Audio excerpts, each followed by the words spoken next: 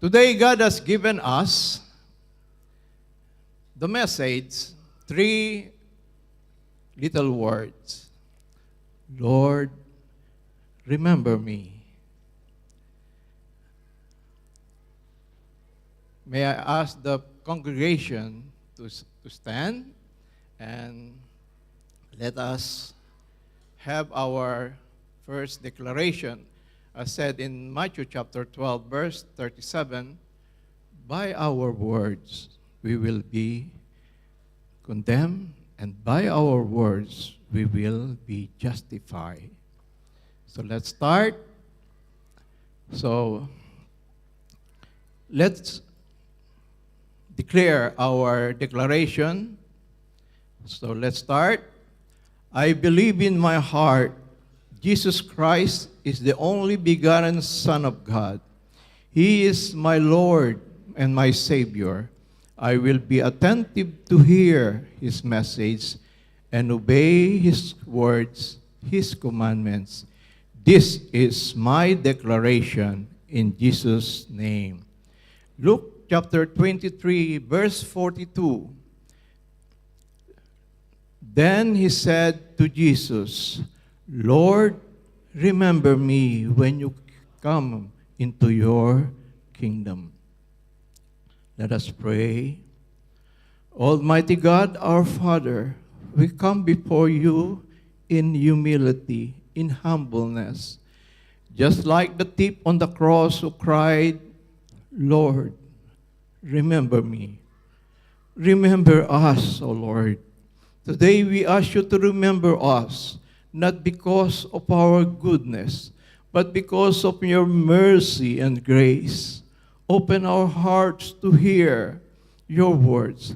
Let the message of the cross awaken our repentance, stir our faith, and fill us with hope of salvation. Lord Jesus, remember us in this moment and speak to us personally. In your precious name we pray. Amen. Let us be seated. Thank you very much, my brethren. I just wondering why that God has given me, meron po talagang message na pinagkaloob sa akin 3 weeks before. But in the last weeks ay nabago po. Sabi, why this is the message, Lord? And I just remembered that it's 2013. Maybe I just remember. We are in vacation. Abby is with me. I just always remember. Complete family kami na magbakasyon sa Pilipinas, and one time we attended Sunday fellowship, the church called Emmanuel. I am newly ordained pastor 2013, but we are elected by our beloved Pastor Ignar 2012. And then 2013, I remember that this was month of October when we entered the church, Emmanuel. I told to my family, don't mention that I am a pastor. But I just remember when we are already seated and there is a testimony, Abby is very bold enough. I just remember it. She revealed that I am a pastor. And why I'm telling this? Because I have a very great conviction. Up to now, the message of the Lord is, remember me. This is the cry of the thief. But the Lord Jesus also reminding us, remember me. This is a conviction in my heart why you are denying me. Bakit pinagkakaila mo ako? Ako na nagtalaga sa iyo as a pastor, bakit? But why you want to hide? Ayaw mo bang ipagmalaki ako? Na ang pagkakatalaga ko sa iyo ay isang pastor? do you not love me? Do you not remember? And this is also the message of God for all of us. Remember, like a thief, remember me, Lord. And also, our Lord Jesus is crying out to all of us, my brethren who are all called in my name, remember me. I call you to be a good Christian, to be a follower of Christ. Remember me. Just as a thief pleading, Lord, remember me. And there is, in the picture that we have seen now, of course, in the center is our Lord Jesus Christ, who suffered and died for all our sins. And this is the gospel. He suffered and died because God loved us so much. And He died and He rose again and seated at the right hand of God, the Father Almighty. This is the gospel. This is our faith. And there are two sinners with Him, one in the left, one in the right. This is the scenario. Whom we are. Are we in the left or are we in the right? In our introduction, this is a place of decision. A place wherein we have to come to realize in the center of our life, Jesus, who suffered and died for all our sins. And He rose again to remind us that there is eternal life that will come after physical death. It's always stated in Hebrews 9 verse 27, it is appointed unto man to die once, then judgment. Palaging sinasabi natin ito, palaging pinaalala sa atin ng Diyos sa bawat isa sa atin. It is appointed to each and every one of us that we will die once. And I just remember, when I am in vacation, I am in Pangasinan, Bayambang. God has reminded me only now, that is July 24, when I am sleeping alone in the house of my mother-in-law. I'm alone. And I felt, Lord, kukunin mo na ba ako? And I felt dying. Kasi mahinang-mahina na ako. I feel tired. Sabi ko, Lord, huwag mo na ako kunin. Because July 25 is designated that we will be undergo water baptism. Huwag mo muna akong kunin, Lord. Because I want to fulfill your desire in my ministry. In the time of this, we should always remember, in the time of nearly death and hopelessness in our life, we should always remember, call our Jesus. Sapagkat sinasabi in 1 Corinthians chapter 5 verse 10, all of us will appear to the judgment seat of Christ, that we will be judged according to what we have done while we are in the flesh, whether this is good or bad. Dapat maging maliwanag, it should always be clear to each and every one of us. After that, we will be judged according to what we have done in our life while we are on earth. In the scenario one, the two thieves, one is a sinner that rejected our Lord Jesus Christ. Though he sees physically, that Jesus Christ suffered and died. He just consider him as a thief also, a criminal, same as him. Ganyan niya tiningnan ang ating Panginoong Hesukristo. Hindi niya nakita ang kabutihan ng Diyos at ang pag-ibig niya sa bawat isa. Bakit nangyari ang mga bagay na yon sa Kanya? Why our Lord Jesus Christ need to be crucified for the sins that we have done?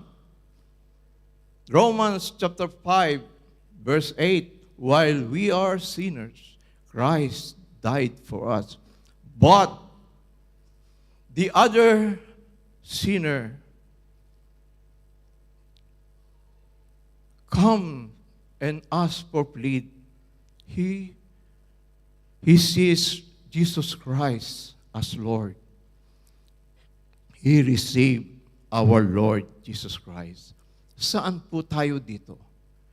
Do we really consider how we look on our Lord Jesus Christ while He is in the cross suffering, that we cannot even imagine how He suffered and died? Do we really acknowledge His suffering in our life? Binibigyan ba natin ng importansya? Nakikita that we can visualize how He loved us, how He suffered us.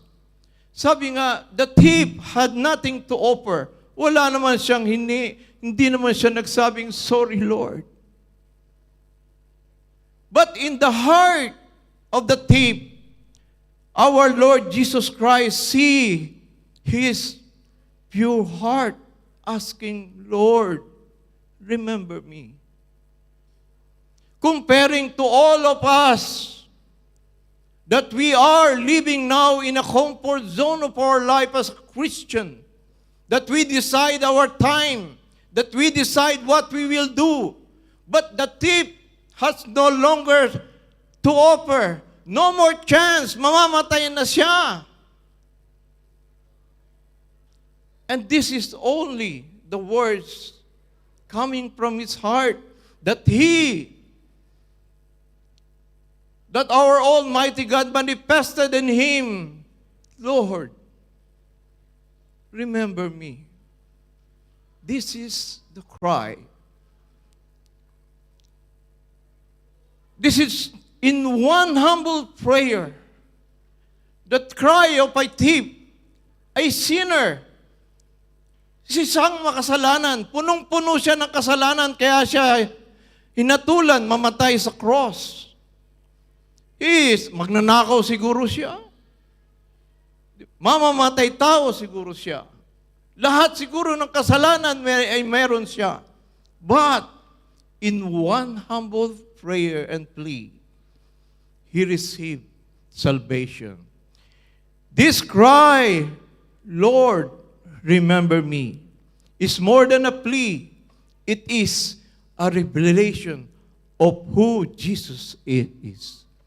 Dito nagpapakita, nagpapalarawan sa bawat isa sa atin, kung ang isang makasalanan ay nagmanifest ang Diyos sa kanyang puso't isipan, how much more we are here, that we are always hearing the Word of God, and we are always having our devotion, reading the gospel of our Lord Jesus Christ.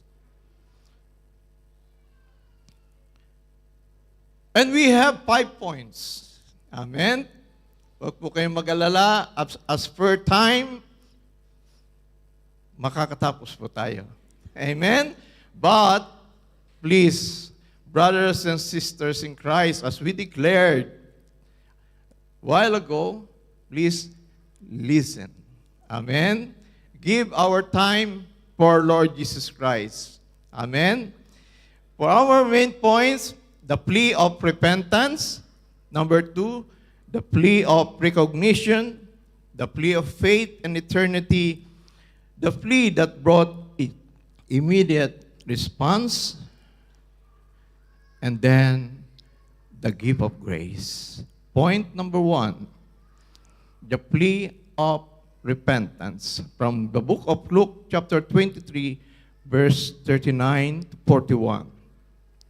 Then one of the criminals who were hung blasphemed him, saying, "If you are the Christ, save yourself and us."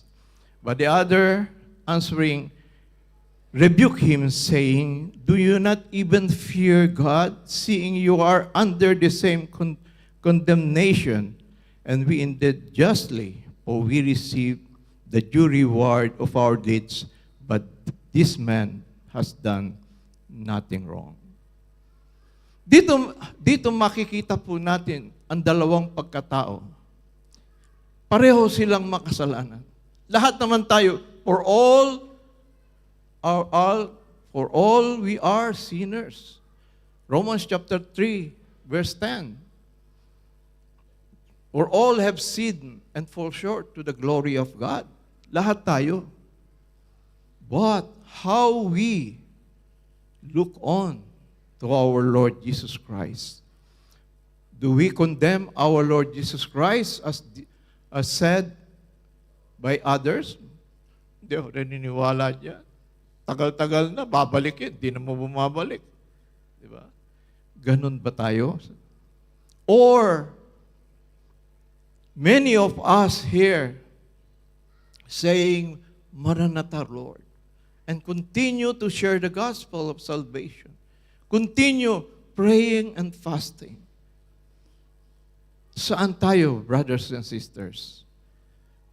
Where we are in our faith in our Lord Jesus Christ. Matapos tayong tawagin ng Diyos, matapos nating kilalanin ng Diyos, nasaan ang katayuan natin sa ating pananampalataya? We are now seeing so many various calamities in this world, even in our Philippines. Corruption. Nandiyan ang paglilindol. Nandiyan ang flood, great flood, storms. Have we not feel? Or dahil hindi natin maramdaman kasi we are here in a country where we are very safe, that we are in air condition. Subalit kung ikaw ay nasa Pilipinas, nililindol at nakita mo that you have seen your wife and your son is dying because of the earthquake, and you are only alone, what you will feel? Are you going to cry to the Lord? "Lord, save my life. Save the life of my family. Remember us, O Lord, while there is a great flood."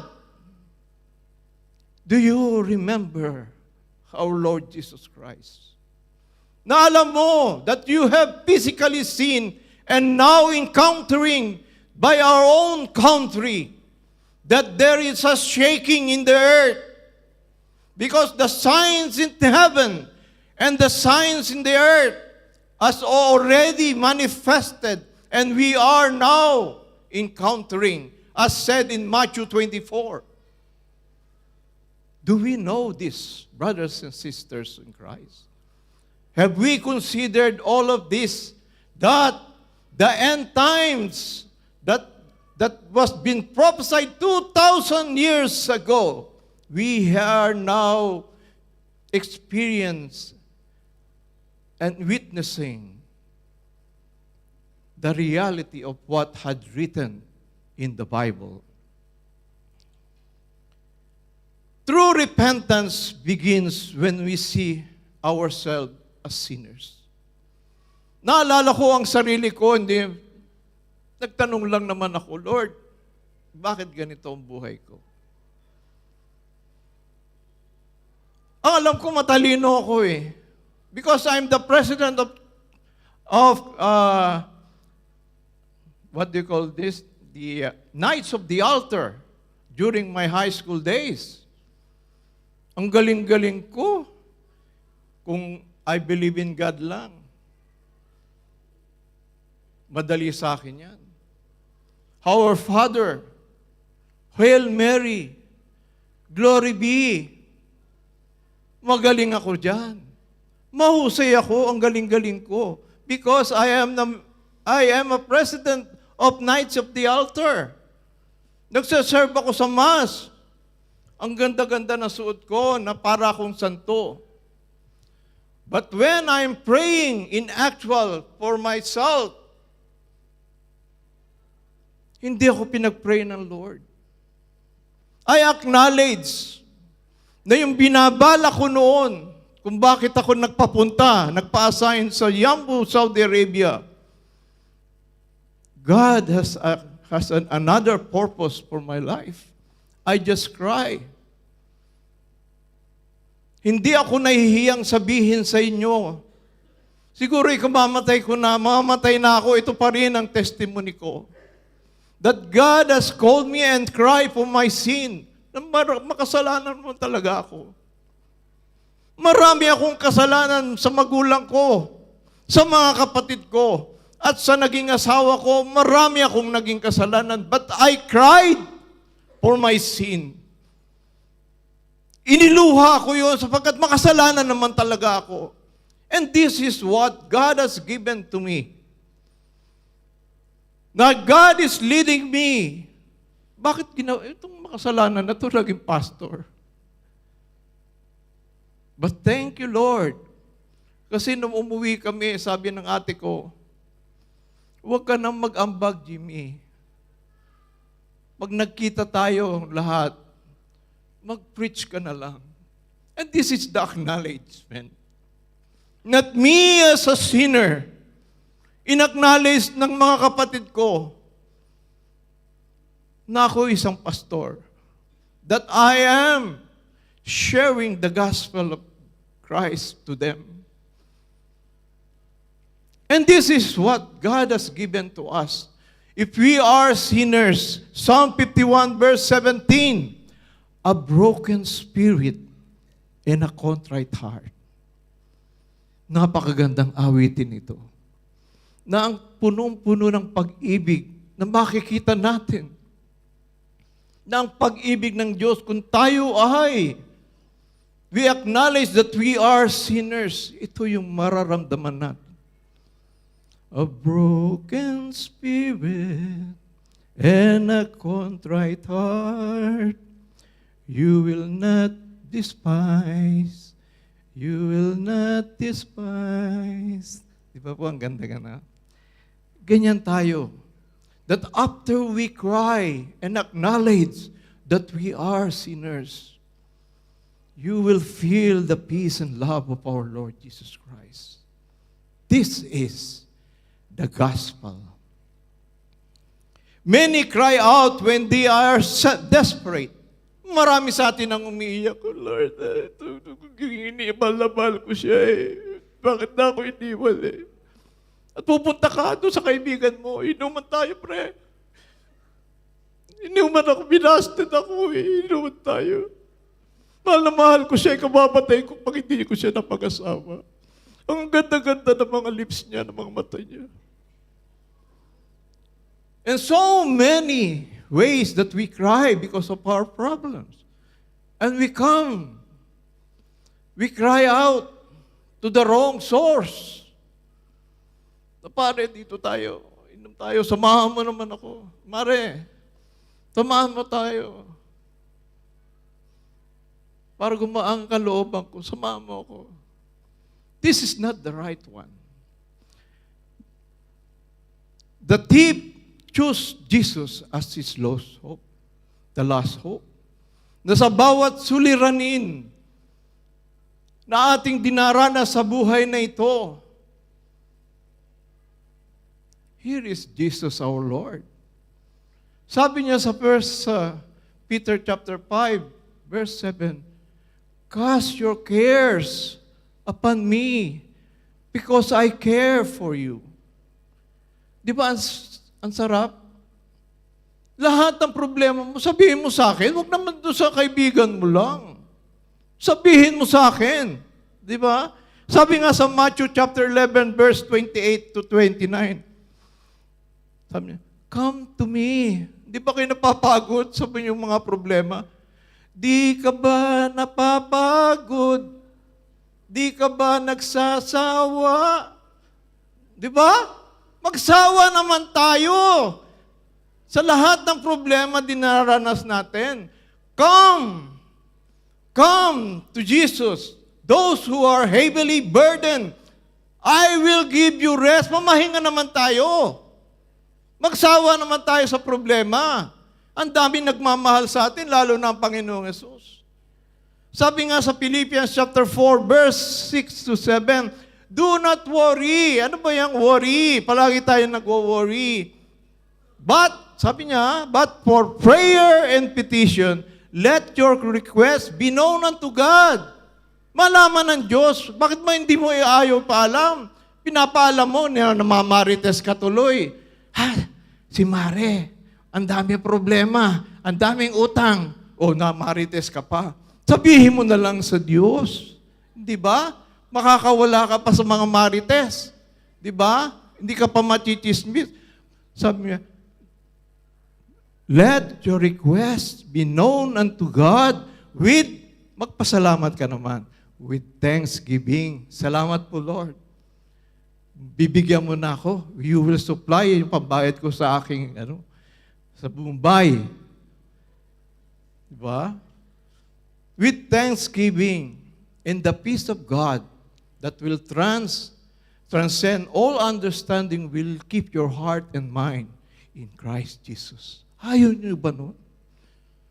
The King of Kings pleading to us, cast your cares upon me because I care for you. Mahirap ba yun? Ang Diyos na, ang lumalapit sa atin, nagsasabi. Pero ayaw naman natin pakinggan. Gusto nyo mamarites pa kayo. Tapos magagalit ka sa nagsabi. Totoo naman. Kasi nagmula sa iyo. Because we cry out to the wrong person, the wrong source. Then he said to Jesus, Lord, remember me when you come into your kingdom. Sabi nga, pwede naman nating sabihin, Lord, remember me. Remember, ang dami namin problema. Remember, tulungan mo ako. Remember, Lord, help me. Hindi ko kaya ito. Pero kakayanin mo, Lord, tutulungan mo ako. Even when others mocked Jesus, he recognized him as king. Sabi nga maraming, si pastor, parang bakit ka nagpapakahirap ng ganyan? Bakit itong mga missionary na ito nagpapakahirap? Ang ganda-ganda ng buhay niyo, ganda ng trabaho niyo. Why you are going to nation? Pwede ka naman dito. Di ba? Ang daming mga bareni, hindi Kristiyano. Ba't di ka mag-share din gospel dito? Punta ka pa na nation. But this is God's calling. Di po ba? This is God's calling that we need na magalak tayo, that we will experience the reality in personal experience, how God moves to make His words alive. May experience no. Punta kayo sa nation para hindi yung nagsasabi lang kayo na you are criticizing and having a comments na hindi nyo naman nararanasan. Maranasan ninyo. That's why I'm encouraging you, each and every one of you, go to the nation. Because it is written in Matthew 28, verse 19 to 20. But in spite of that, na merong persecution and trials, we pursue for the great commandments of our Lord Jesus Christ. Philippians chapter 2, verse 10 to 11, that the name of Jesus, every knee should bow. Na lahat tayo, wala pong dapat na maiwan sa bawat isa sa atin, and we should recognize that we should always be humble enough. Every knee should bow, and of those in heaven and of those earth, and those under the earth, magmula sa langit, sa lupa, hanggang sa ikalaliman ng lupa, that every tongue should confess that Jesus Christ is Lord, to the glory of God the Father. This is the word and commandments of our Lord Jesus Christ. Faith is powerful when it sees Christ's glory, even His weakness. Na makita natin, bakit ganito sabi ng mga Jews? We thought that Christ is a very strong, mightier, riding in a big horse, in a mighty horse. Pero nakita nila, they see our Lord Jesus Christ coming in a donkey. Ganito nakita nila. Ito ba yung Christ? Napipitsugin. But the power of our Lord Jesus Christ is seen, is manifested to the glory of God. Our recognition of Jesus determines your salvation. Kung paano natin tinitingnan ang Panginoon, kung gaano natin siya pinahalagaan sa buhay natin, dito magdidictate ang salvation. Hindi, tinanggap ko ng Panginoong Yesus. Okay na. Nagsabi na ako, di ba? Nag-prayer na kami ng acceptance. Okay na kahit di ako magsimba. Saved na ako eh. This is not how. Because as we receive our Lord Jesus Christ and accept Him as our Lord Jesus, our Lord as Savior, sabi niya in John 14:15, if you love me, obey my commands. Sinusunod ba natin? Point number 3, the plea of faith and eternity. He believed in a kingdom beyond death. Naniniwala din po ba tayo that we believe after death, there is eternal destination? Sabi ng Panginoon, there are only two destinations, either to hell or to heaven. John chapter 14, verse 2 to 3, in my Father's house are many mansions. Wala akong mansions dito. Wala kaming magandang bahay. But, our Lord Jesus Christ promised, in my Father's house are many mansions.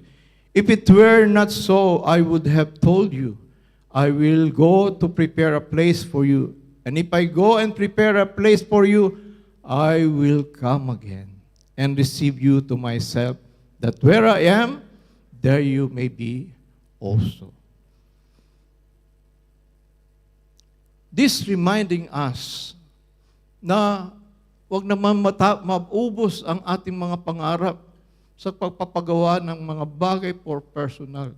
Gusto mo magandang bahay, malaki, may kotse, pero naiwan mo na ang ministry mo sa Panginoon. Ano ba ang mahalaga sa iyo? Ang ministry mo sa Panginoon o ang mga pangarap mo sa buhay? Ay, sa pagtanda ko, kailangan marami akong pera.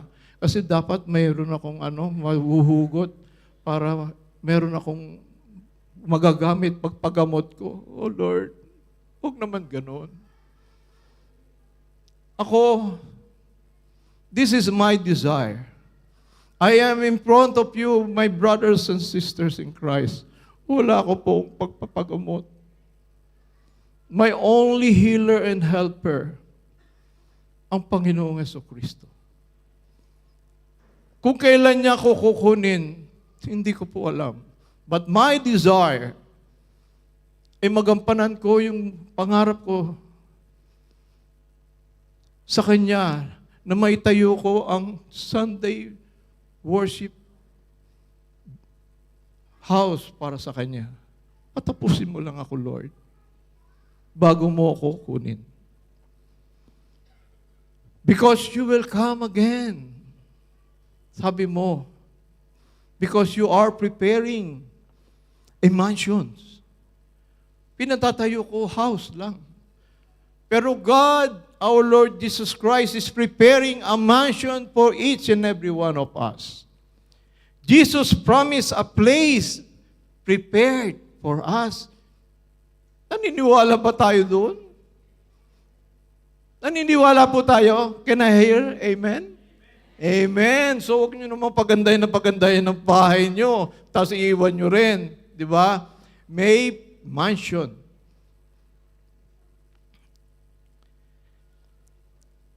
Faith is not only for the present, but for eternity. Sabi nga, na yung inaasahan mo, hindi ngayon lang yung faith mo. Naniniwala ako sa iyo, Lord, today. Naniniwala ako today. Pero tomorrow, kasi meron kaming party. Tomorrow, party. May yugyugan party. So, medyo tabi-tabi ka muna. No, faith is for eternity. His faith was not in earthly deliverance, but in eternal destiny. Ito yung plea ng criminal.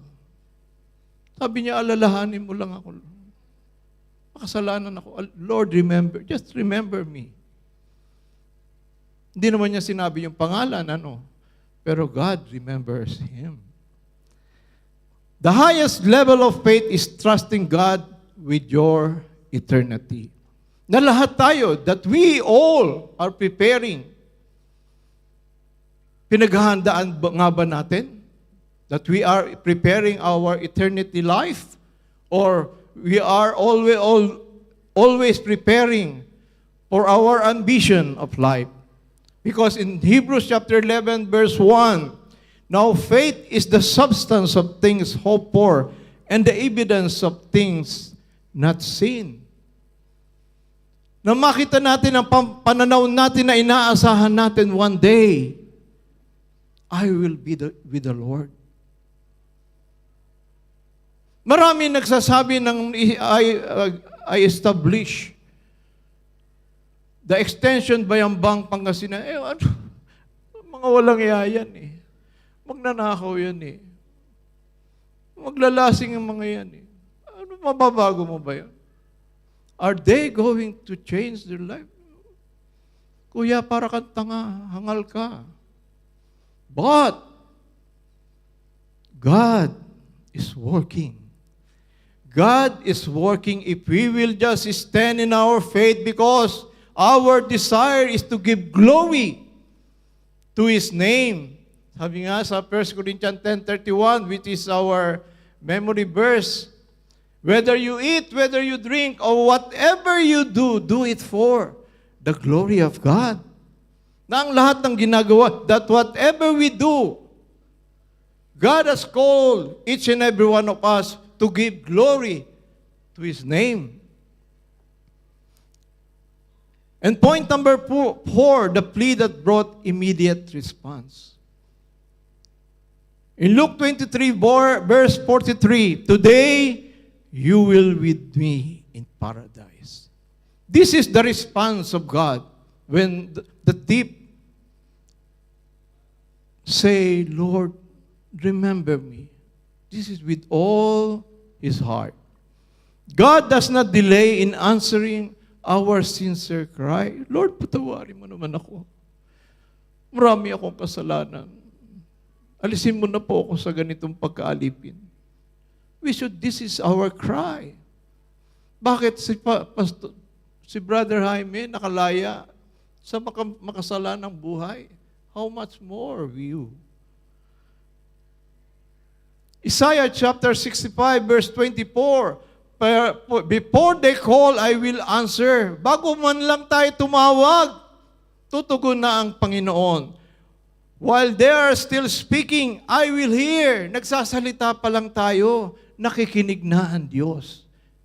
This shows the certainty of salvation. Na pinakikinggan tayo ng Diyos because He saved us. He is saving each and every one of us because this is the demonstration of God's love towards each and every one of us. Not tomorrow, not maybe, but today, He will answer our plea in our prayer. When you call sincerely, heaven responds immediately. Kung tayo talagang marubdob yung ating pagkatawag, pananalangin sa Kanya, God will hear us. Yung mobile number ni Lord, telephone number, sabi nila, di ba? Jeremiah 33 verse 3, call unto me and I will answer you 24/7. And I will show you great and mighty things that you do not even understand. Paano kaya nangyari? Paano kaya nangyari? I just remember and I thank you, Lord. July 24, signal number 4. July 25 is water baptism. Lord, let us give you glory. Signal number 4, flooded sa Pangasinan. Hindi makapunta yung other pastors because it is flooded, walang masakyan, baha. Lord, sana po patilain niyo yung ulan. Let us undergo this water baptism. July 25, 7 a.m., na lumabas ako ng bahay. Wow, lumiwanag. Ang ganda ng panahon. Because God hear our prayer. Because God wants to give us glory to His name. And by His glory, kaya nga sinabi ko sa mga nabaptize, hindi, God allows you to be baptized because God wants you to be blessed. Kaya magpatuloy kayo ng pakikinig ng salita ng Diyos upang mabago ang katayuan nyo sa buhay. This is the demonstration of God's love and power. Because the gift of grace, when we call upon Him and we say, Lord, always remember me. Ephesians chapter 2, verse 8 to 9, the gift of grace, for by grace you have been saved through faith, and not of yourself. It is a gift of God. Ay, mabait naman ako eh. Ang bait-bait ko nga eh. Tumutulong ako sa mga pulubi. Nagbibigay ako sa mga patay. Ang bait ko. Hindi ko na kailangan maging born again. Di ba? Mabait ako. Pupunta na ako sa langit. Narinig ko yan sa inang ko eh. Mabait ako.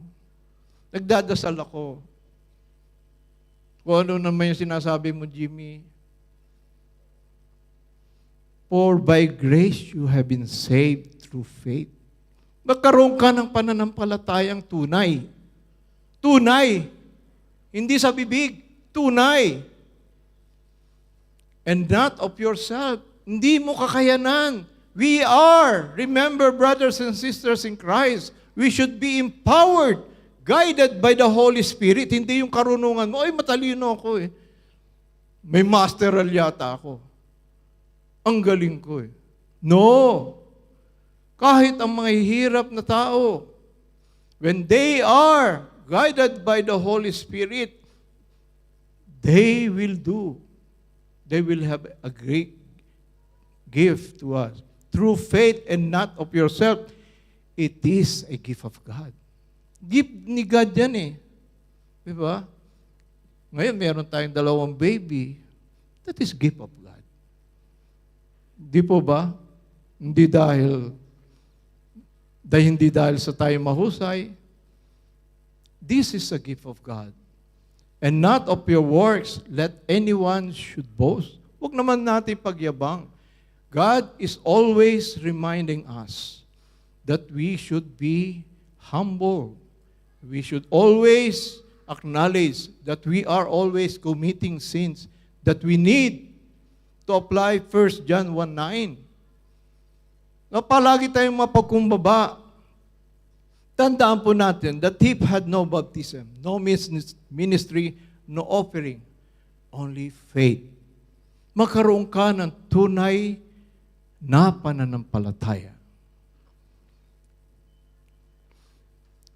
This is the grace Grace remember us not because of what we do, but because of what Christ did on the cross. Ito yung palaging kong naaalala. Lord, puno-puno na akong kasalanan. Minsan naaalala ko, nagpa-flashback. Lord, salamat po. Thank you, Lord, na hinango mo po ko. Noong araw, lasing na lasing ako from Tondo, uwi pa ako sa Moriones. Madalas ako minom doon. Patas uwi ako ng Parañaque. Lasing na lasing ako. Buti hindi ako napapatay. Salamat, Lord. Ganyan ang buhay, no? Because Christ loved us so much. If grace could save a dying thief, it can save anyone, anywhere, anytime. Tandaan po natin, brothers and sisters in Christ, anuman ang ginagawa natin, anuman ang ating katayuan at pighati, what is our situation in this life? Just remember the three little words. Lord, remember me. Palagi mong tandaan, Lord. Palagi nating tandaan. Palagi nating isipin. Mahal tayo ng Panginoong Yesus. Just say the words, Lord, remember me. Amen. Salamat po. And in our conclusion, so let's call the music team while we are having this conclusion. Brothers and sisters in Christ, tandaan po natin. The Tips Prayer teaches us, tinuturuan tayo ng Diyos sa araw na ito, admit your sin. Tanggapin natin na meron nakakasala tayo. Recognize Jesus as Lord. Palagi nating i-recognize that our Lord Jesus Christ suffered and died for our sins and rose again from the dead. Place your faith in Jesus, your eternity. Receive His immediate grace. This story proves it is never too late for God's mercy. Huwag po tayong mawala ng pag-asa. Sinasabi ng Diyos, Matthew 24, verse 13, those who will endure till last will be saved. And those who will call upon me in my name, they will be saved. Remember, the same Jesus who remembered the thief will also remember each and every one of us.